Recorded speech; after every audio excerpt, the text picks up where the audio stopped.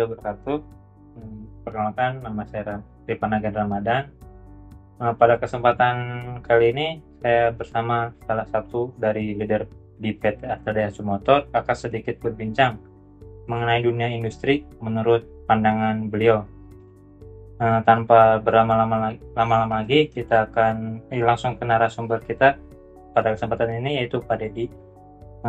Selamat siang, Pak. Selamat siang. Sebelumnya saya ucapkan terima kasih Pak atas waktu dan tempatnya ya Pak. Bisa perkenalkan terlebih dahulu Pak dengan Bapak siapa, bekerja di mana, dan sebagai apa Pak? Ya, Assalamualaikum warahmatullahi wabarakatuh. Perkenalkan, Wabarakatuh. nama saya Dedi Arif Kusuma. Saya bekerja di PT Astra Daihatsu Motor di bagian produksi, di assembling. Sudah berapa lama Pak bekerja di PT Astra Daihatsu? Saya udah bekerja dari tahun 2006 sampai sekarang, ya kurang lebih hampir 20 tahun bekerja. Wah, lama juga ya Pak. Ya. Apa tanggung jawab Bapak di PT Astra Daihatsu Motor Pak?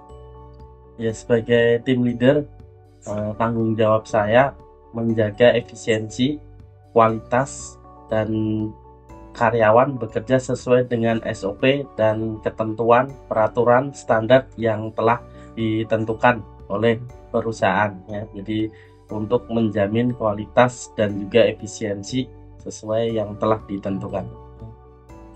Tantangannya di PT Bapak sendiri itu apa saja sih yang Bapak rasakan Pak?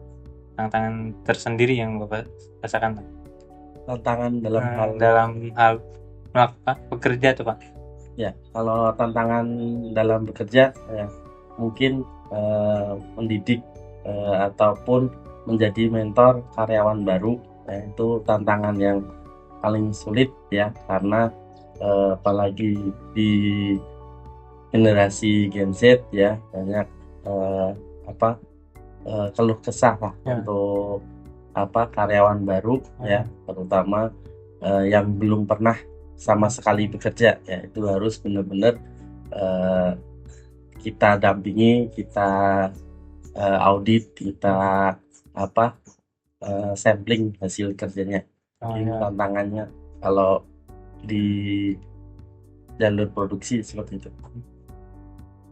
Apa yang Bapak lakukan untuk menjaga kualitas dan efisiensi dari tim member Bapak itu sendiri Pak? Untuk menjaga kualitas ya, di perusahaan udah ada standar ketentuan ya, udah ada rule-nya, jadi udah ada etiknya ya. Jadi untuk menjaga kualitas di perusahaan ada audit proses ya, terus ada sampling proses hasil kerja, terus ada juga check sheet ya, dan juga monitoring hasil kerjaan ya. Jadi memastikan bahwa karyawan yang bekerja itu bekerja sesuai SOP, sesuai standar untuk APD dan lain-lain ya.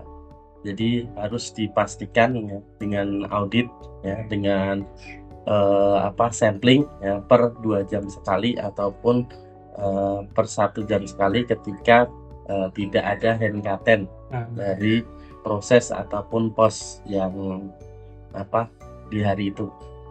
Di PT Astra Daihatsu Motor itu sendiri apa saja sih Pak inovasi-inovasi yang ada tuh, yang berbeda dari PT? Mungkin karena saya belum pernah ke PT-PT lain ya, tapi kalau inovasi yang terbaru ya mungkin udah mulai ke robotik ya. Jadi proses supply itu udah menggunakan robot ya, proses las dan lain-lain kayaknya juga udah mulai ke robotik lah bahasanya. Yang Bapak rasakan sendiri dengan inovasi-inovasi baru itu gimana Pak? Contohnya kan banyak berita yang misalnya karyawan-karyawan yang di PHK itu Pak. Sebenarnya inovasi-inovasi baru itu malah membantu atau merugikan bagi pekerja itu sendiri Pak? Kalau bagi pekerja sebenarnya itu membantu ya, karena bagaimanapun kan ada yang namanya pekerjaan, kalau dibantu oleh robot ya ataupun mesin, itu pasti akan lebih mudah, lebih cepat ya. Jadi ya menurut saya sih nggak eh, apa tidak mengganggu lah istilahnya ya, kalaupun ada pengurangan karyawan ya atas improve ataupun pergantian sistem ya, modernisasi ya maksudnya.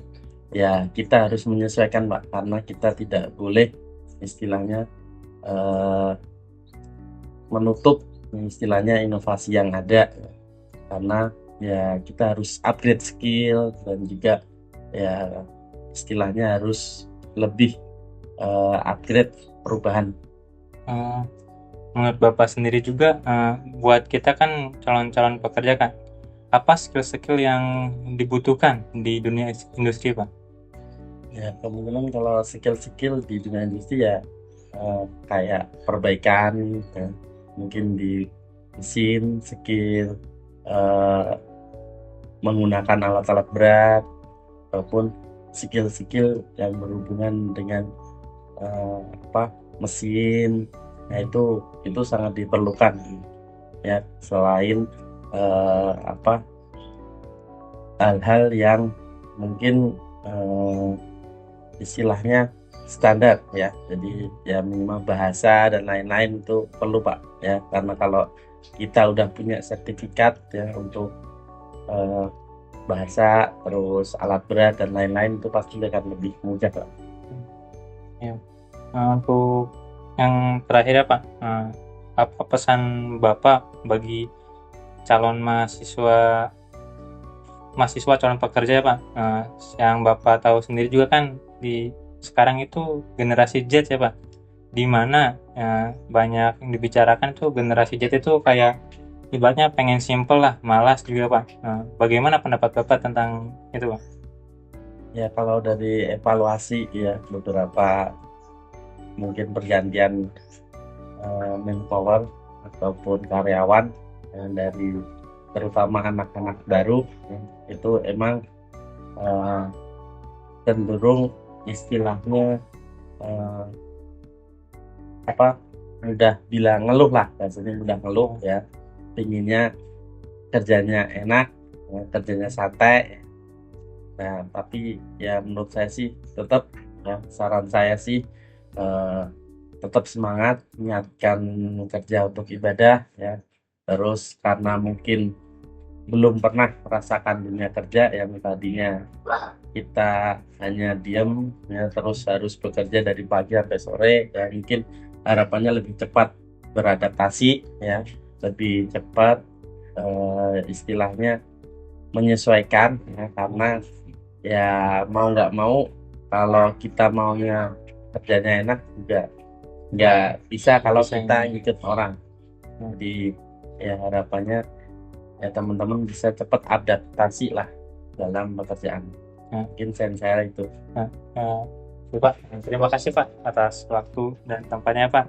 Mungkin cukup sampai di sini Pak perbincangan dalam kesempatan hari ini Pak. Eh, Terus sih semoga yang Bapak sampaikan bermanfaat bagi saya dan teman-temannya Pak, dan pasti menjadi bekal buat calon-calon mahasiswa baru Pak, calon-calon pekerja baru Pak. Nah, semua perbincangannya sampai di sini. Semoga bermanfaat dan terima kasih.